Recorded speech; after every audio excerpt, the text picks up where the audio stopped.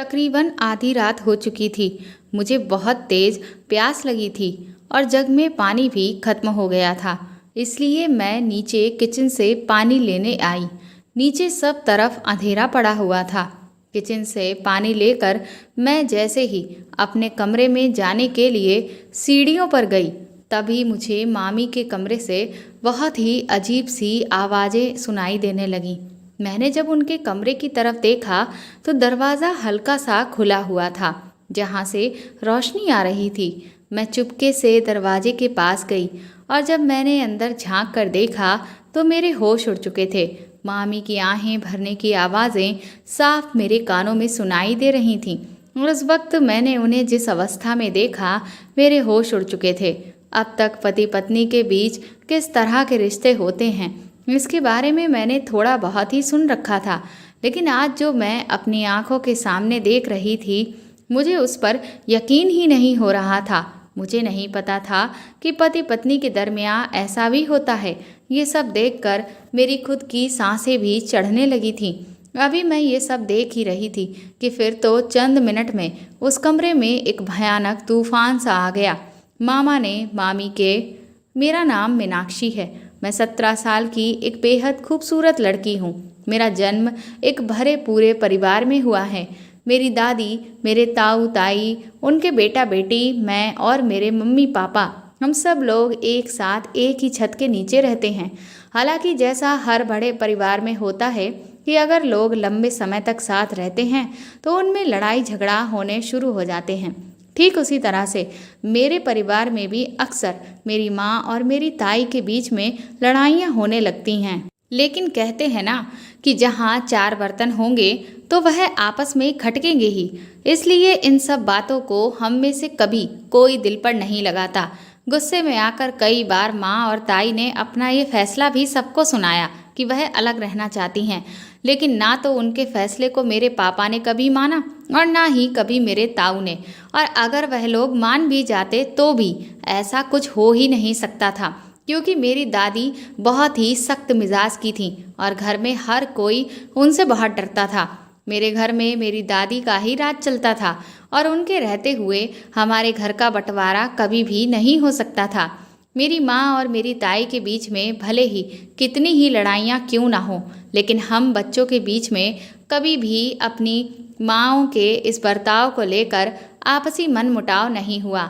मेरी ताई के 2 बच्चे हैं, एक बेटा और एक बेटी। ताई की बेटी का नाम सलोनी है और बेटे का नाम बिपिन। हम भाई बहनों में बहुत लगाव है। जिंदगी इसी तरह से अच्छी बीत रही थी और जैसे जैसे हम बड़े हो रहे थे, हम अलग तरह के परिवर्तनों को महसूस कर रहे थे। अब मेरे और सलोनी दीदी के बीच में और भी ज़्यादा पटने लगी थी, क्योंकि वह मुझसे सिर्फ 3 साल ही बड़ी थी और वह अपने कॉलेज में होने वाली ढेर सारी बातों को जब भी मुझसे शेयर करती थी तो मुझे उन्हें सुनने में बड़ा ही मज़ा आता था। वह वहाँ पर होने वाली अलग अलग तरह की हरकतों के बारे में बताती थी और फिर अपनी उम्र के इस दहलीज पर लड़के और लड़कियां किस तरह से एक दूसरे को देखकर मोहित होते हैं, इन सब बातों के बारे में सुन सुनकर मुझे भी बड़ा मज़ा आता था। इधर मैं भी अब कॉलेज में जाने की तैयारी करने लगी थी।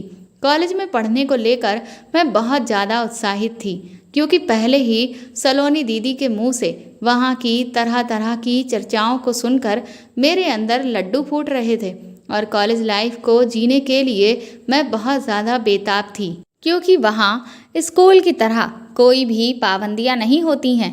जब मन चाहा तब कॉलेज चले गए और जब अपना क्लास लेना चाहा तब ले लिया और फिर घर वापस आ गए।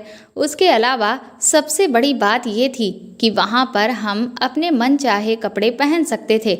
वहाँ कोई ड्रेस कोड नहीं था जो हर रोज़ हमें वही घिसी पिटी ड्रेस पहनने को मिले, बल्कि हम हर रोज़ सज धज कर वहाँ पर जा सकते थे। सलोनी दीदी ने जब कॉलेज में एडमिशन लिया था तो उन्होंने भी कॉलेज जाने के लिए अपने लिए एक से एक नए तरह के सूट सिलवा लिए थे और वह खूब अच्छे से तैयार होकर कॉलेज जाया करती थी।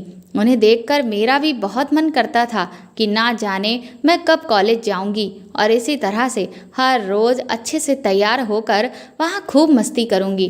विपिन भैया की पढ़ाई पूरी हो चुकी थी और वह नौकरी की तलाश कर रहे थे। इधर सलोनी दीदी के लिए लड़के भी देखे जा रहे थे। हालांकि सलोनी दीदी ने मुझे बताया था कि वह कॉलेज में एक लड़के को पसंद करती हैं, लेकिन अभी उनके रिश्ते में इतनी गहराई नहीं है कि बात शादी तक पहुँचे। इसीलिए जब उनके लिए लड़का देखा जा रहा था तो उन्होंने घर वालों से कुछ भी नहीं कहा। ये सब देखकर मेरा भी दिल करता कि कोई हो जिसके साथ मैं भी अपना समय बिताऊं, जिसे मैं अपना कह सकूं। शायद ये उम्र ही ऐसी होती है जिसमें इस तरह की भावनाएं अपने उफान पर होती हैं। जब भी मैं अपने आसपास किसी लड़की की शादी होते हुए देखती या लोगों को प्रेम के बंधन में बंधे देखती तो मैं भी ऐसी ही जिंदगी जीना चाहती थी। जल्द ही सलोनी दीदी के लिए एक बहुत ही अच्छा लड़का मिल गया और घर वालों ने उनकी धूमधाम से शादी कर दी। शादी के बाद वह बहुत खुश थीं। शादी से जुड़ी हुई वह तमाम बातें मुझे बताती रहती थीं। उनकी बातें सुनकर मैं मन ही मन शर्माती रहती थी। हमारे बीच में किसी भी बात का कोई पर्दा नहीं था, क्योंकि हम शुरू से ही एक दूसरे से हर तरह की बातें शेयर करते थे। इसीलिए शादी के बाद भी वह अपनी बहुत सारी बातें मुझसे आराम से शेयर कर लेती थीं। हालांकि कुछ बातें मैंने ऐसी भी सुन रखी थीं जिन्हें सुनकर मुझे थोड़ा डर भी लगता था, जिनके बारे में सोचकर यही लगता कि क्या सच में ऐसा भी होता है? क्या कोई पति अपनी पत्नी के साथ इस तरह से भी कर सकता है? लेकिन फिर भी मैं उन बातों को अपने दिमाग से झटक देती थी और अपने खूबसूरत सपनों की दुनिया में खो जाया करती थी। कॉलेज में एडमिशन लेने के तकरीबन 3 महीने बाद हम सभी बच्चों को प्रोजेक्ट्स बनाने के लिए दिए गए। मैं पढ़ने में शुरू से बहुत ही होशियार थी, इसीलिए वहाँ के सभी प्रोफेसर्स मेरी बहुत तारीफ करते थे। हर एक प्रोजेक्ट को 2 लोगों के बीच में बांटा गया था ताकि उसे 2 लोग मिलकर तैयार कर सकें।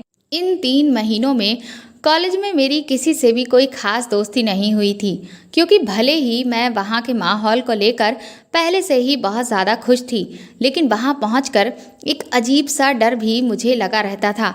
इसीलिए मैं ज़्यादातर सिर्फ अपना ध्यान पूरी तरह से पढ़ाई पर ही रखती थी और बाकी किसी भी चीज़ से कोई मतलब नहीं रखती थी।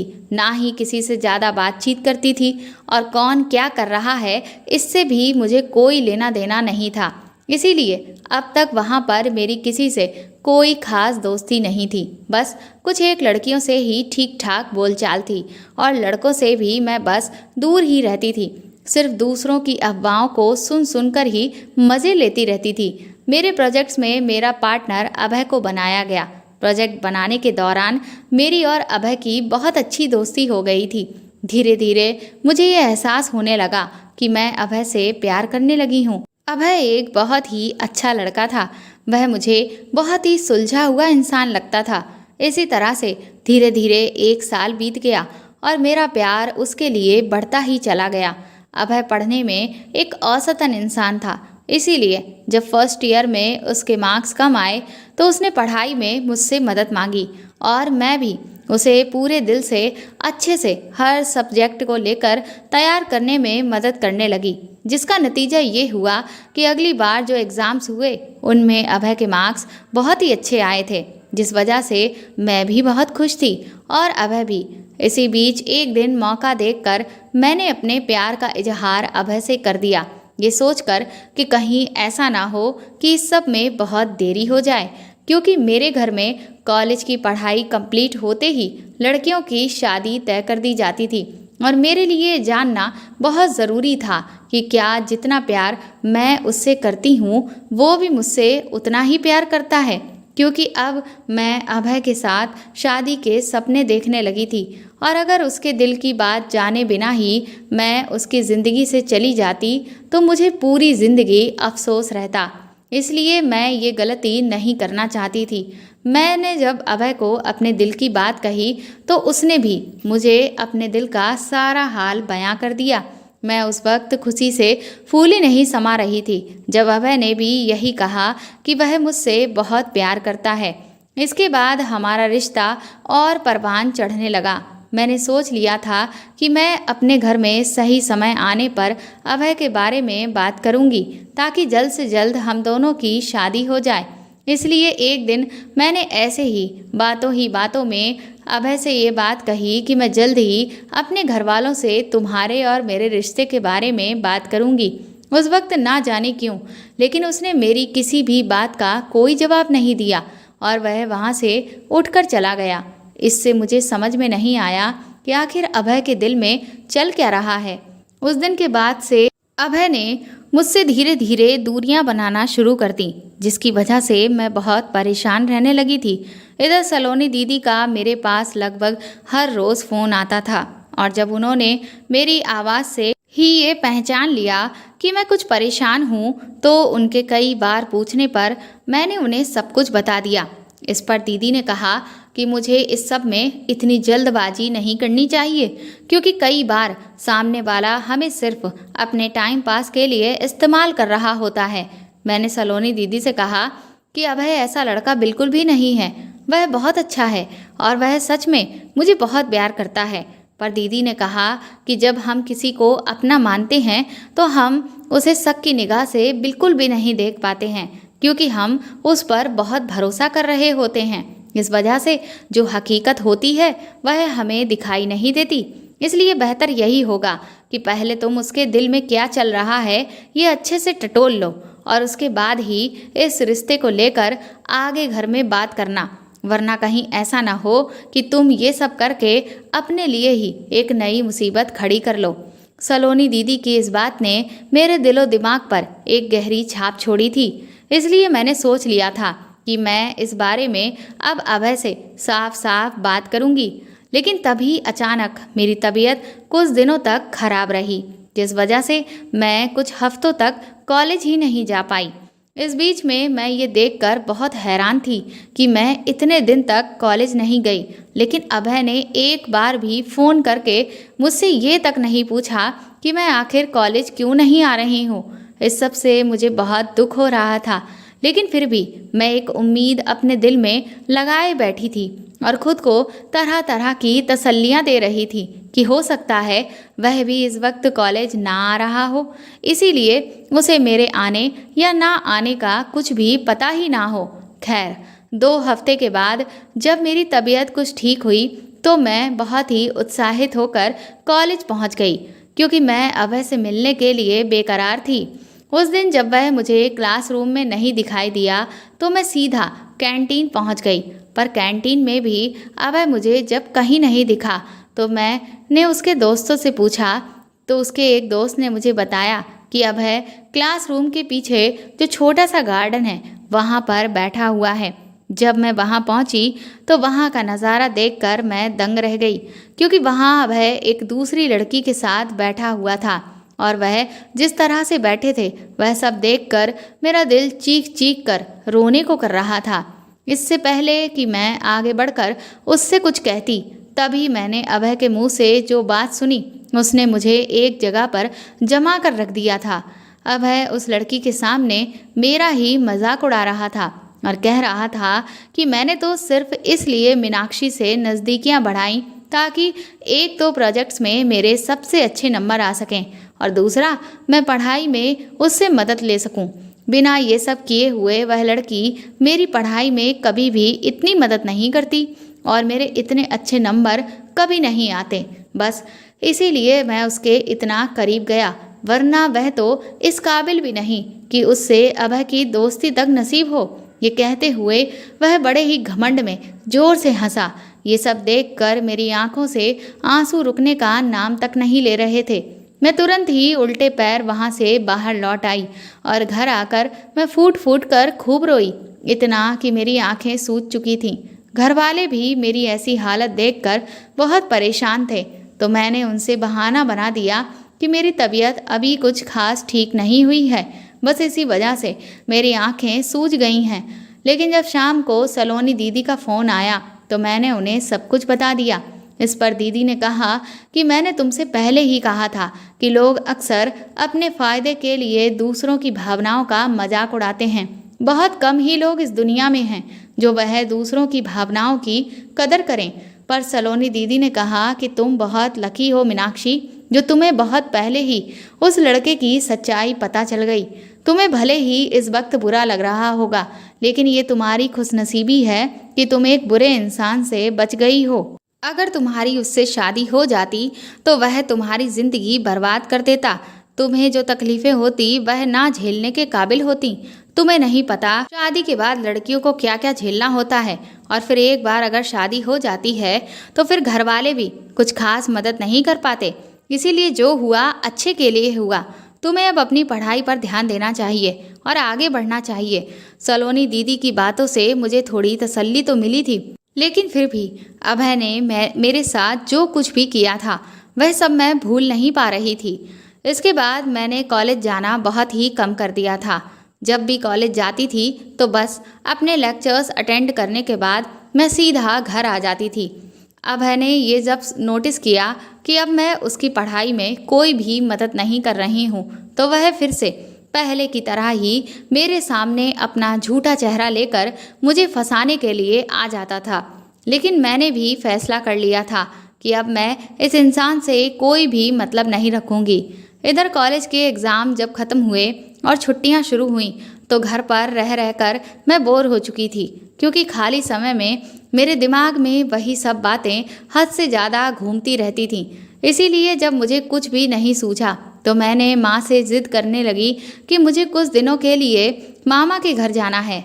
मम्मी मेरी इस जिद से पहले तो थोड़ा सा परेशान हुई कि अचानक मुझे मामा के घर जाने की क्या सूझ रही है, पर मैंने उनसे कहा कि मैं बहुत टाइम से कहीं बाहर नहीं गई हूँ और मेरा कुछ दिनों के लिए गांव में रहने का मन है, और अपने ननिहाल गए हुए तो मुझे सालों हो चुके हैं, इसीलिए मैं वहाँ जाना चाहती हूँ। खैर, मेरी इस जिद का असर ये हुआ कि मम्मी ने अगले ही दिन मामा से बात कर ली कि वह मुझे 2 दिन के बाद गांव भेज रही हैं और मामा मुझे बस अड्डे से लेने के लिए आ जाएं। इस बात पर मामा मम्मी से तरह तरह के सवाल जवाब करने लगे कि आखिर अचानक से मीनाक्षी यहाँ क्यों आ रही है, और भी न जाने कितने सवाल। इस पर मुझे भी थोड़ा अजीब लग रहा था और मम्मी को भी। वह कहने लगी कि उसकी छुट्टियाँ हो गई हैं और उसका मन है गांव में कुछ दिन बिताने का, बस इसीलिए वह आना चाहती है। लेकिन अगर तुम कहो तो मैं उसे नहीं भेजती हूँ। ये बात मम्मी ने थोड़ा सा खींचते हुए कही। इस पर शायद मामा समझ गए कि मम्मी को उनकी बातें पसंद नहीं आईं, तो मामा कहने लगे कि अरे तुम तो बुरा मान रही हो दीदी, मैं तो बस ऐसे ही पूछ रहा था। चलो ठीक है, मैं तुम्हारी भाभी को भी बता दूंगा कि मीनाक्षी आ रही है। 2 दिन के बाद ही मैं अपने मामा के घर पहुंच चुकी थी। मेरे मामा मामी की शादी को तकरीबन 7 से 8 साल हो चुके थे, लेकिन उनके कोई औलाद नहीं हुई थी और नाना नानी का देहांत तो कुछ सालों पहले हो गया था। तब से वह दोनों अकेले ही जिंदगी गुजार रहे हैं। मैंने देखा कि मेरे आने से मेरी मामी बहुत खुश थीं। उन्होंने मेरे लिए बहुत सारी चीज़ें मेरी पसंद की ही पहले से ही बनाकर रखी हुई थीं। उनसे मिले हुए मुझे काफ़ी वक्त भी हो गया था। उन्होंने जिस तरह से मेरा स्वागत किया, मुझे प्यार से गले से लगाया, मेरे माथे को चूमा, इस सब से मुझे बहुत खुशी मिल रही थी। पहले तो मुझे मामा के घर आने में थोड़ा अजीब लग रहा था, क्योंकि मामा जिस तरह की बातें फ़ोन पर कर रहे थे उससे मुझे ऐसा लगा कि कहीं ऐसा तो नहीं कि मामी को मेरे यहाँ आने में कोई आपत्ति हो। लेकिन मामी के बर्ताव को देखकर मुझे कहीं से भी ऐसा नहीं लगा कि उन्हें मेरे आने से कोई परेशानी हुई है। पूरा दिन हम दोनों लोगों ने ढेर सारी बातें की। मुझे तो ऐसा लग रहा था कि जैसे हम दोनों न जाने कितने सालों पुरानी बिछड़ी हुई सहेलियां हैं जो आज दिल खोलकर खूब बातें कर रहे हैं। इसके बाद जैसे ही शाम हुई तो मामी मेरे लिए खाना लेकर आ गईं। मैंने उनसे कहा कि मुझे देर से खाना खाने की आदत है। इस पर मामी कहने लगी, लेकिन मीनाक्षी, यहाँ पर तुम्हें जल्दी ही खाना खाना पड़ेगा और फिर अपने कमरे में जाना होगा। इसके बाद तुम सीधा सुबह ही अपने कमरे से बाहर निकलना, उससे पहले बाहर मत आना। मामी ने मुझे जो कमरा रहने के लिए दिया था वह सीढ़ियों से चढ़कर ऊपर की तरफ था। उनकी इस बात ने मुझे बहुत हैरान कर दिया। मैंने कहा कि भला आप ऐसा क्यों कह रही हैं? मैंने तो सोचा था कि हम तीनों साथ में बैठकर ही खाना खाएंगे और उसके बाद शाम को खेतों की तरफ घूमने के लिए जाएंगे। इस बात पर मामी कहने लगी कि अरे नहीं मीनाक्षी, ऐसा तो भूल कर भी मत सोचना। तुम्हें नहीं पता कि इससे कितनी बड़ी अनहोनी हो जाएगी। मैंने कहा कि आखिर किस बात की अनहोनी? आप कहना क्या चाहती हैं? साफ साफ कहिए। उसके बाद मेरी मामी ने मुझे जो बात बताई उससे तो मेरे रोंगटे ही खड़े हो गए। मामी कहने लगी कि दरअसल यहाँ पर एक चुड़ैल का साया घूम रहा है जो तुम्हारे जैसी कुंवारी लड़कियों को अपने वश में करके उनसे अपनी मन मर्जी करवाती है। वह हर वक्त बस तुम्हारे जैसी कम उम्र की लड़कियों को ही तलाश करती रहती है।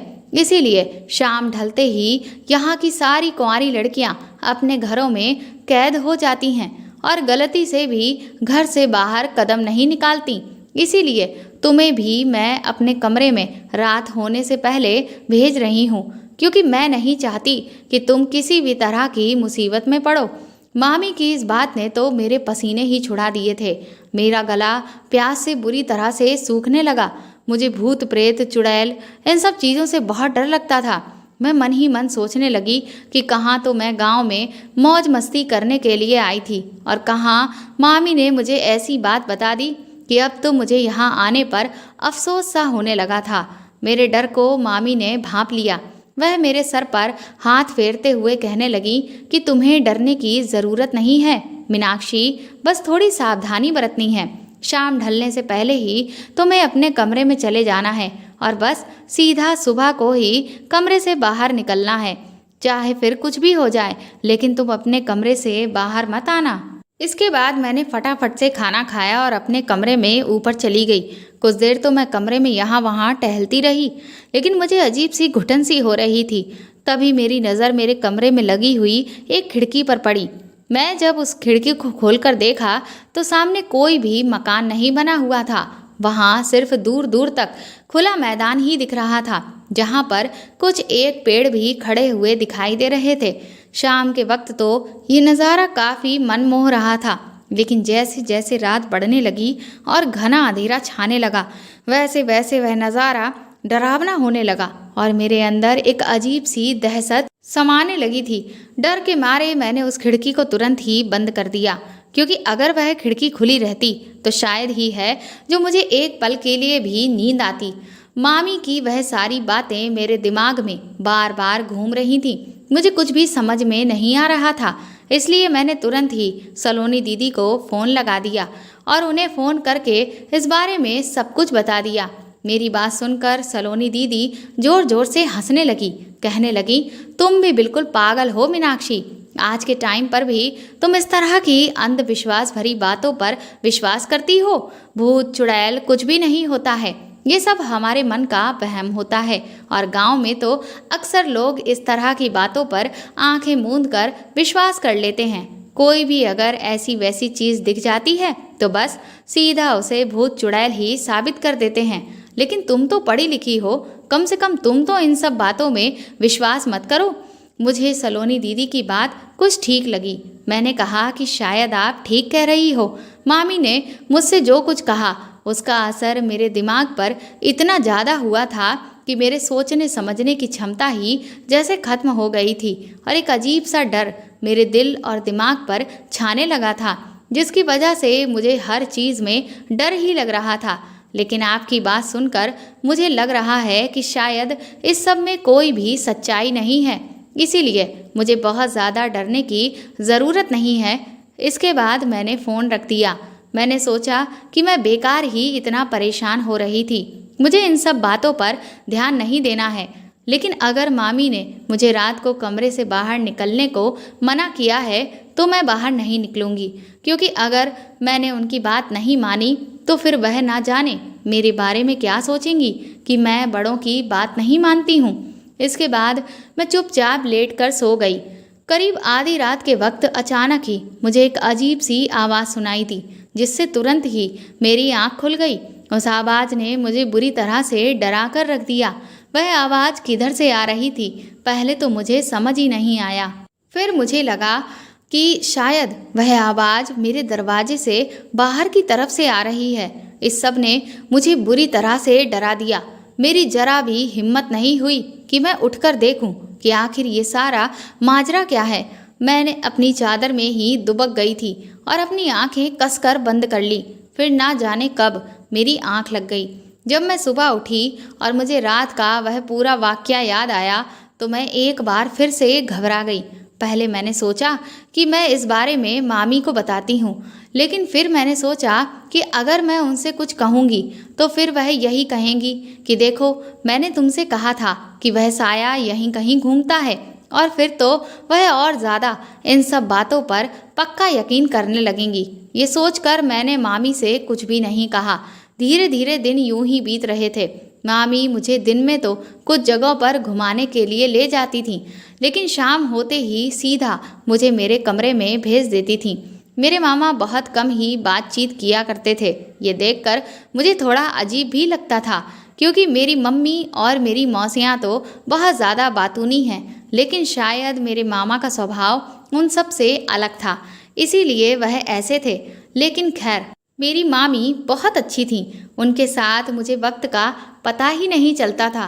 फिर एक रात मुझे फिर से ठीक वैसी ही आवाज़ सुनाई दी। इस बार मैंने अपने अंदर थोड़ी हिम्मत जुटाई और सोचा कि मैं उठकर देखूं कि आखिर ये आवाज़ कहाँ से आ रही है। मैं धीरे धीरे कदमों से चलती हुई अपने कमरे के दरवाजे तक पहुंची, और जैसे ही दरवाज़ा खोलने के लिए मैंने अपना हाथ आगे बढ़ाया, वैसे ही एक बड़ी ही तेज़ धड़ाम की आवाज़ आई, जिससे मैं बुरी तरह से घबरा गई और मैंने अपना हाथ पीछे कर लिया। आखिर यह आवाज़ कैसी थी? पहले तो मुझे कुछ भी समझ में नहीं आया। घबराहट के मारे मेरे दिल की धड़कनें बुरी तरह से बढ़ चुकी थीं और मुझे सांस लेने में तकलीफ होने लगी थी। इसलिए मैंने तुरंत ही जाकर अपने कमरे की उस खिड़की को खोल दिया जो पीछे मैदान में खुलती थी। अभी मैंने उस खिड़की को खोला ही था कि तभी मुझे बाहर चांद की रोशनी में एक काला साया आगे की तरफ बढ़ता हुआ दिखाई दिया। ये देखकर मेरी आंखें फटी की फटी रह गईं। इससे पहले कि मैं अभी और कुछ सोच समझ पाती कि तभी मुझे एक दूसरा साया भी नजर आया। मुझे कुछ समझ नहीं आ रहा था कि आखिर ये हो क्या रहा है। वह दोनों साए आगे बढ़ते चले जा रहे थे। वह कहाँ जा रहे थे और वह कौन थे, मुझे कुछ भी नहीं पता था। लेकिन इतनी रात को आखिर इस खुले मैदान से होते हुए वह कौन लोग हैं जो आगे बढ़ रहे हैं, और आखिर वह किधर जा रहे हैं? कुछ देर के बाद वह साए मेरी आंखों से बिल्कुल ओझल हो गए। मैंने कमरे की खिड़की बंद कर दी और चुपचाप जाकर अपने बिस्तर पर लेट गई। अब मुझे कुछ समझ नहीं आ रहा था कि मैं अपनी मामी की बात पर विश्वास करूं या फिर सलोनी दीदी की।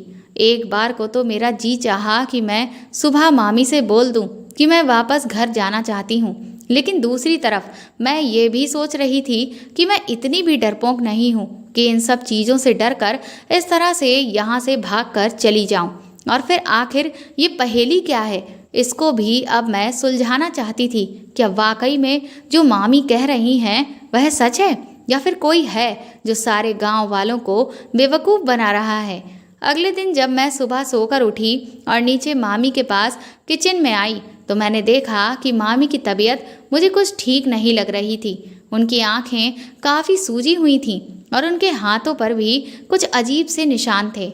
मैंने उनसे पूछा कि आखिर ये सब क्या है, तो वह कहने लगी कि रात में जब वह बाहर दरवाज़ा बंद करने के लिए गईं तभी उन्हें वह चुड़ैल दिखाई दी थी, जिसकी वजह से वह डरकर अचानक ही भागी और उनका पैर फिसल गया और वह गिर गईं, जिससे उन्हें ये खरोंचें आ गई हैं।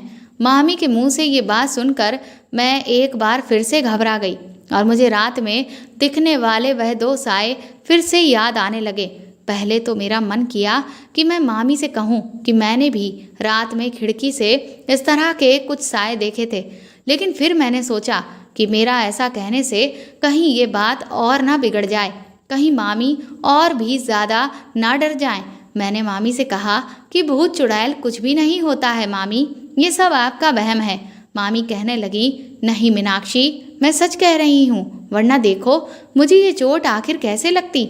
मैंने कहा कि मामी, आपने हो सकता है कुछ और देख लिया हो, और ये चोट तो आपको आपके डर की वजह से लगी है।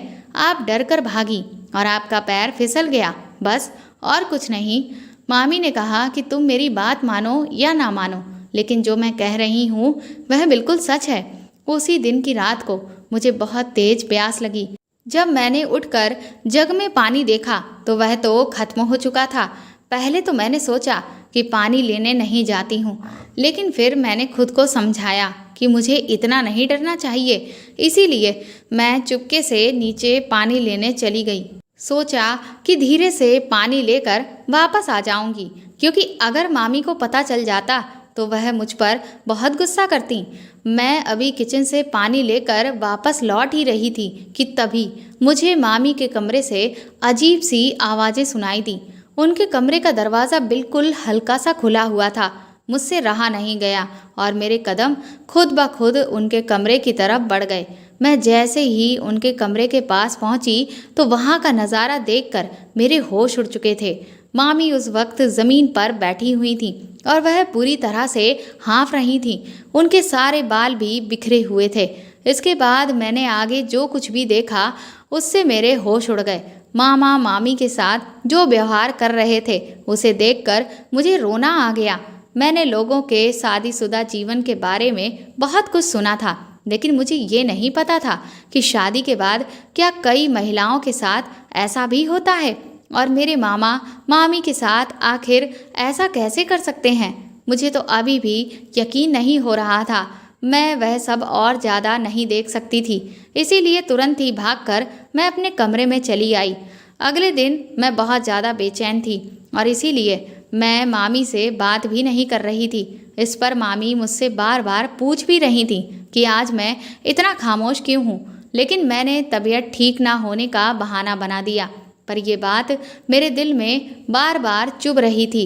जब सलोनी दीदी का मेरे पास फ़ोन आया तो मैंने उन्हें सब कुछ बता दिया, लेकिन मैंने उन्हें मना कर दिया कि वह मम्मी से इस बारे में कुछ भी ना कहें, क्योंकि अपने भाई के बारे में ये सब शायद वह ना सुन पाएँ कि उनका भाई एक ऐसा इंसान है। अब मुझे अंदर ही अंदर मामा से नफरत सी होने लगी थी और उन पर बहुत गुस्सा आने लगा था, लेकिन मुझे समझ नहीं आ रहा था कि आखिर वह मामी के साथ इस तरह का व्यवहार क्यों कर रहे हैं। 2-3 दिन तक मैं बहुत ज़्यादा बेचैन रही, क्योंकि मैं मामी को इस सब से बचाना चाहती थी, लेकिन मुझे कोई भी रास्ता समझ में नहीं आ रहा था। मामी की हालत मैं दिन ब दिन ठीक नहीं देख रही थी। मुझे उनके शरीर पर तरह तरह के निशान दिखते तो बहुत बुरा लगता, और मैं जब भी उनसे उनकी चोटों के बारे में पूछती तो बस वह उसी चुड़ैल का नाम लेकर बहाना बना देती। ये सब सुन सुनकर मैं पक चुकी थी। इसीलिए एक दिन मैंने गुस्से में उनके सामने मैं फट पड़ी और मैंने उस दिन जो कुछ भी देखा था वह सब कुछ मामी के सामने बोल दिया। इस पर मामी अपने आंसुओं को रोक ना सकी और मेरे सामने बुरी तरह से रोने लगी और हाथ जोड़कर माफ़ी मांगने लगी कि मीनाक्षी, मैंने अपने रिश्ते की लाज बचाने की खातिर तुम्हारे सामने चुड़ैल का साया भटकने का झूठा नाटक किया था, क्योंकि तुम्हारे मामा लगभग हर रोज़ मेरे साथ इस तरह का व्यवहार करते हैं और मैं नहीं चाहती थी कि तुम ये सब होते हुए देखो। इसीलिए मैंने चुड़ैल वाली बात तुम्हारे दिमाग में डाली ताकि तुम डर जाओ और गलती से भी नीचे उतर कर ना आओ। मैंने मामी से कहा कि लेकिन अब आपको ये सब बर्दाश्त करने की ज़रूरत नहीं है। हम मम्मी को इस बारे में सब कुछ बता देंगे और वह मामा को समझाएंगी। इस पर मामी कहने लगी कि तुम्हें इस बारे में किसी से कुछ भी कहने की ज़रूरत नहीं है और तुम फिक्र मत करो, बहुत जल्द तुम देखना सब कुछ ठीक होने वाला है। मैंने कहा कि लेकिन आखिर मामा आपके साथ ऐसा व्यवहार क्यों करते हैं। मेरे इस सवाल पर मामी एकदम से खामोश हो गईं। वह कहने लगी कि तुम अभी छोटी हो और इन सब बातों को नहीं समझोगी। मैंने उनसे कहा कि मैं इतनी भी छोटी नहीं हूँ। तो मामी कहने लगी, लेकिन मेरी बात समझने की कोशिश करो, मैं इस बारे में किसी से कुछ भी नहीं कहना चाहती हूँ। मामी की बात सुनकर मैं भी चुप हो गई, लेकिन मुझे अंदर ही अंदर ये बात खाए जा रही थी कि आखिर मामा मामी के साथ इस तरह का व्यवहार क्यों कर रहे हैं। आखिर इस सब के पीछे वजह क्या है और मामी को क्यों ऐसा लग रहा है कि सब कुछ ठीक होने वाला है। आखिर ऐसा क्या होने वाला है। यहाँ पर जो भी चीज़ें हो रही थीं उन सब के बारे में मैं सलोनी दीदी को सब कुछ बताती रहती थी, क्योंकि मैं अपने दिल पर इतना बड़ा बोझ लेकर नहीं जी सकती थी। उसी रात को मुझे ऐसा महसूस हुआ कि जैसे नीचे वाला दरवाज़ा किसी ने खोला है, जिसकी आवाज़ सुनकर मैं तुरंत ही सीढ़ियों के पास पहुंची तो मैंने देखा कि मामा और मामी कहीं जा रहे थे। मैं ये देखकर हैरान हो गई कि आखिर इतनी रात को ये लोग कहाँ जा रहे हैं। मुझसे रहा नहीं गया और मैंने दुपट्टे से खुद को अच्छे से ढक लिया और चुपचाप उनका मैं पीछा करने लगी। वह लोग उसी मैदान की तरफ से जा रहे थे जो मुझे मेरे कमरे की खिड़की से दिखाई देता था। अब मुझे समझ आने लगा कि उस दिन मैंने जो 2 साए देखे थे वह और कोई नहीं बल्कि मेरे मामा मामी के ही थे। काफ़ी दूर तक मैं चोरी छुपे उन लोगों के पीछे दूर से ही चलती रही। अच्छी बात ये थी कि उन दोनों लोगों में से किसी ने भी एक बार भी पीछे पलटकर नहीं देखा था। इसके बाद जब वह मैदान खत्म हुआ तो एक बहुत ही घना जंगल शुरू हो गया था। वहां पहुंचकर मुझे बहुत डर लगने लगा, लेकिन मुझे ये जानना भी था कि आखिर वह लोग इतनी रात में कहाँ जा रहे हैं और वह क्या करने वाले हैं। मुझे डर सताने लगा कि कहीं मेरे मामा मेरी मामी के साथ कुछ कर तो नहीं देंगे। मैं अपनी मामी को कुछ भी नहीं होने दे सकती थी, इसीलिए हद से ज़्यादा डरने के बावजूद भी मैं हिम्मत करके उनके पीछे चलती रही। जंगल के अंदर कुछ दूर आगे बढ़ने पर मैं एक जगह पर पहुंची जहां पर कुछ गुफानुमा आकृतियां सी बनी हुई थीं और आसपास थोड़ी बहुत मशालें जल रही थीं। मेरे मामा वहां पर बाहर ही बैठ गए और मामी चुपचाप उस गुफा के अंदर चली गई। आखिर ये सब हो क्या रहा था, मुझे कुछ भी समझ में नहीं आया। मैं भी ये जानना चाहती थी कि आखिर अंदर गुफा में क्या हो रहा है, लेकिन बाहर मामा बैठे हुए थे, इसलिए मैं गुफा के अंदर नहीं जा सकती थी। अब मैं गुफा में झांकने का कोई और रास्ता यहाँ वहाँ खोजने लगी। जब मैं पीछे के हिस्से में पहुँची तो वहाँ पर मुझे एक खुली जगह दिखाई दी जहाँ से अंदर साफ देखा जा सकता था। पहले तो मैंने वहाँ पर एक बाबा को बैठे हुए देखा और उसके सामने मामी चुपचाप हाथ जोड़कर बैठी हुई थी। इसके बाद उस बाबा ने मेरी मामी को एक लड्डू खिला दिया और उस लड्डू को खाते ही मामी तुरंत ही वहीं पर बेहोश होकर गिर पड़ी। ये देखकर मैं दंग रह गई थी और मुझे डर लगने लगा कि आखिर अब आगे क्या होने वाला है कि तभी 3 आदमी और उस गुफा में न जाने किधर से आ गए और फिर उन्होंने जो हरकत करनी शुरू की उससे मेरे होश उड़ चुके थे। मेरी मामी की इज्जत इस वक्त खतरे में थी और मैं उनके साथ कुछ भी गलत होते हुए नहीं देख सकती थी, इसलिए उस वक्त मुझे कुछ भी नहीं सूझा और मैं बिना ये सोचे समझे कि मैं अकेली उन चारों का मुकाबला कैसे कर पाऊंगी उस गुफा के अंदर कूद गई और उन पर पास ही पड़े हुए एक डंडे से मैंने वार करना शुरू किया। लेकिन वह 4 थे, इसीलिए मैं उनके आगे ज़्यादा देर तक टिक ना सकी। वह मुझे वहाँ देखकर बहुत खुश होने लगे क्योंकि अब तो उन्हें एक नहीं बल्कि 2-2 से उनके इरादों को मैं पहले ही भांप चुकी थी। मैंने जैसे ही चिल्लाकर मामा को बुलाने की कोशिश की तभी उनमें से एक ने मेरे मुंह पर कस के हाथ रख दिया और फिर मेरे और मामी के साथ वह होने वाला था जिससे हम दोनों की जिंदगी पूरी तरह से तबाह हो जाती। मेरी आंखों से आंसू रुकने का नाम नहीं ले रहे थे। मैं लाख चिल्लाने की कोशिश कर रही थी लेकिन मेरे मुंह से जरा सी भी आवाज़ नहीं निकल पा रही थी। मुझे समझ नहीं आ रहा था कि अब मैं क्या करूं। अब सिवाय भगवान के मुझे और कोई भी नज़र नहीं आ रहा था, इसलिए मैंने तुरंत ही अपनी आंखों को बंद किया और ऊपर वाले को याद करने लगी। लेकिन जैसे जैसे वह लोग अपनी कारस्तानी में आगे बढ़ रहे थे मुझे ऐसा लग रहा था कि जैसे मेरी जान निकलने ही वाली है। लेकिन तभी एक चमत्कार हुआ।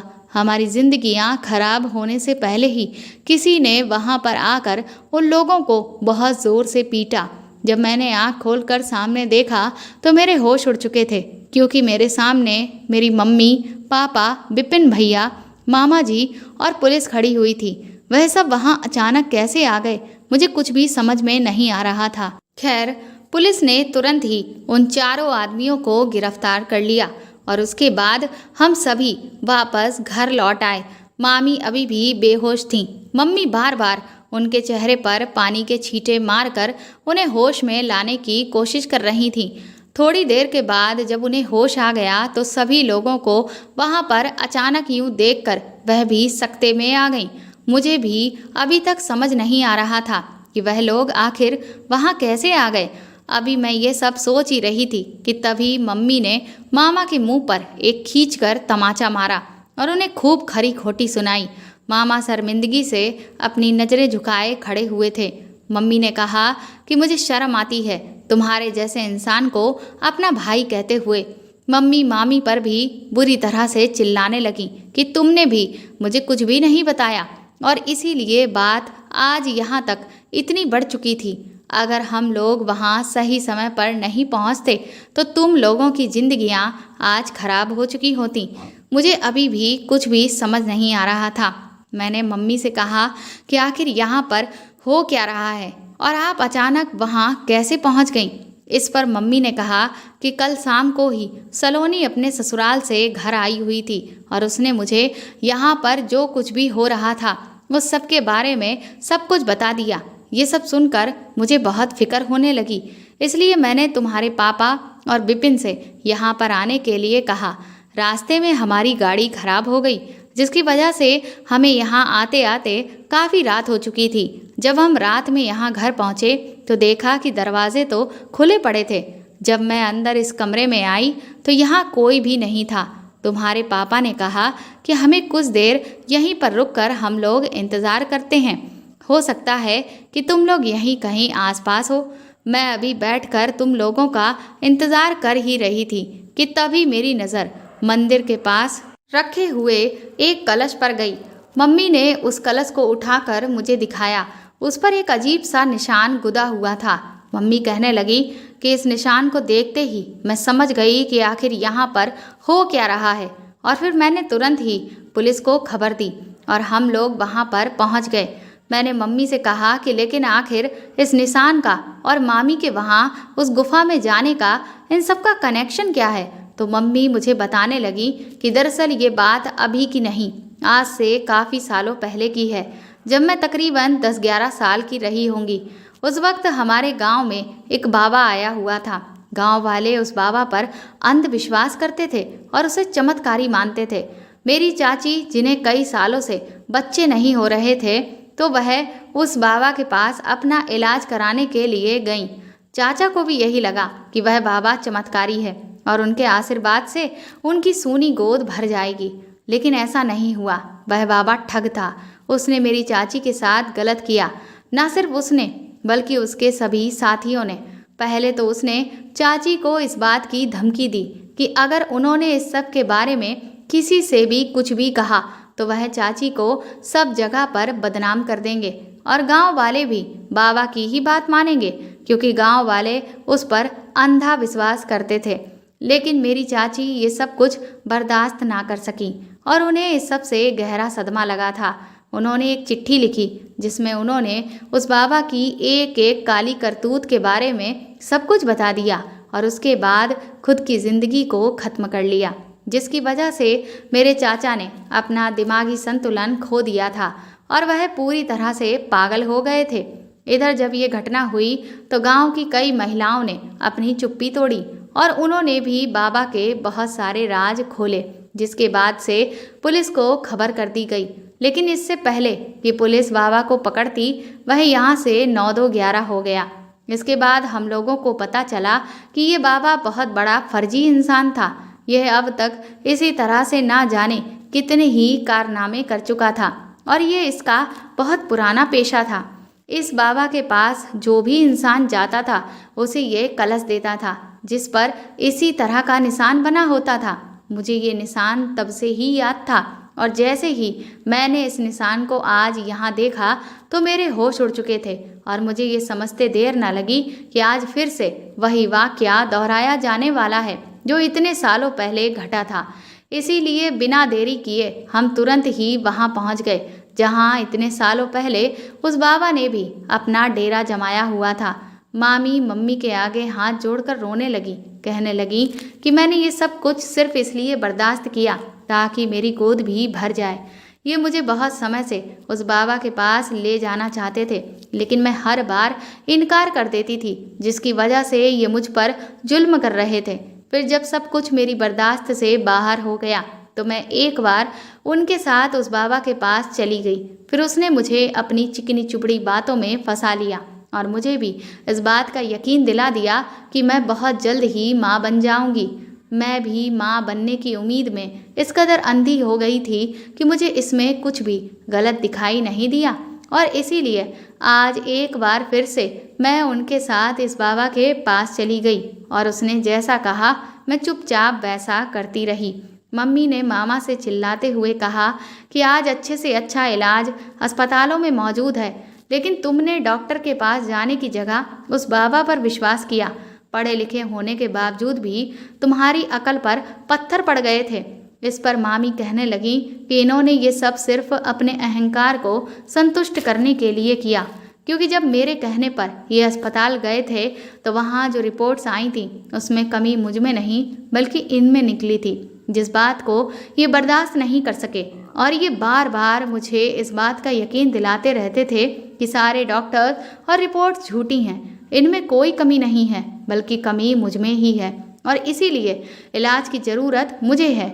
उसके बाद इन्हें कहीं से उस बाबा के बारे में पता चला और ये ज़बरदस्ती मेरा उससे इलाज करवाने के लिए कहने लगे। मामा को अपनी गलती का एहसास हो चुका था। उन्होंने हम सभी से माफ़ी मांगी। इसके बाद मम्मी, मामा और मामी को हमारे साथ लेकर वापस घर आ गईं। कुछ समय के बाद हमें पता चला कि वह बाबा उसी बाबा का बेटा था जिसने काफ़ी सालों पहले मेरी मम्मी की चाची के साथ भी यही सब किया था। उसने अपने ही पिता के नक्शे कदम पर चलकर लोगों को ठगना शुरू कर दिया था। इसके बाद 1 साल तक मामा का इलाज एक अच्छे डॉक्टर से कराया गया और आज मेरी मामी जुड़वा बच्चों की माँ बन चुकी हैं और वह दोनों बहुत खुश हैं। मेरी भी शादी हो चुकी है और मेरे पति मुझे बहुत प्यार करते हैं, लेकिन आज भी वह वाक़या मेरे जहन से बाहर नहीं निकलता है। उस दिन अगर सलोनी दीदी ने घर में सबको इसके बारे में ना बताया होता तो आज मैं और मामी वह ज़िंदगी कभी नहीं जी रहे होते जो आज हम जी पा रहे हैं। दोस्तों, आज भी हमारे समाज में ये मानसिकता इस कदर छाई हुई है कि पुरुषों में किसी भी प्रकार की कोई कमी नहीं हो सकती, जबकि ऐसा नहीं है। इस तरह की समस्याएं पुरुष हो या महिला किसी में भी देखी जा सकती हैं। इस तरह के फर्जी बाबा हमारी भावनाओं को हथियार बनाकर हमें ही निशाना बनाते हैं और हमसे अपनी मनमानी करवा के हमें हर तरह से ठग लेते हैं, और हम बस अपनी उम्मीद के पूरा होने के चक्कर में कई बार अपनी और अपनों की जिंदगियां बर्बाद कर लेते हैं। हमें कभी भी इस तरह की बातों में विश्वास नहीं करना चाहिए, बल्कि जो समस्या है उसका सही समाधान ढूंढना चाहिए। तो दोस्तों, आपको मेरे द्वारा लिखी हुई ये कहानी कैसी लगी हमें कमेंट करके ज़रूर बताएं, और प्लीज़ इस कहानी को ज़्यादा से ज़्यादा शेयर और लाइक करके मेरे चैनल को सपोर्ट करें। साथ ही अगर आप चाहें तो मुझे सुपर थैंक्स भी खरीद कर दे सकते हैं। सुपर थैंक्स का ऑप्शन आपको इस वीडियो के नीचे दिए हुए सभी ऑप्शंस में दिख जाएगा, जो कि हार्ट शेप में बने हुए डॉलर के साइन के तौर पर है। और अगर आप मेरे चैनल पर नए हैं तो सब्सक्राइब करके बेल आइकन को ज़रूर दबा दीजिएगा, ताकि आगे भी मैं आपको ऐसी ही अच्छी कहानियाँ सुनाती रहूँ। Thank you.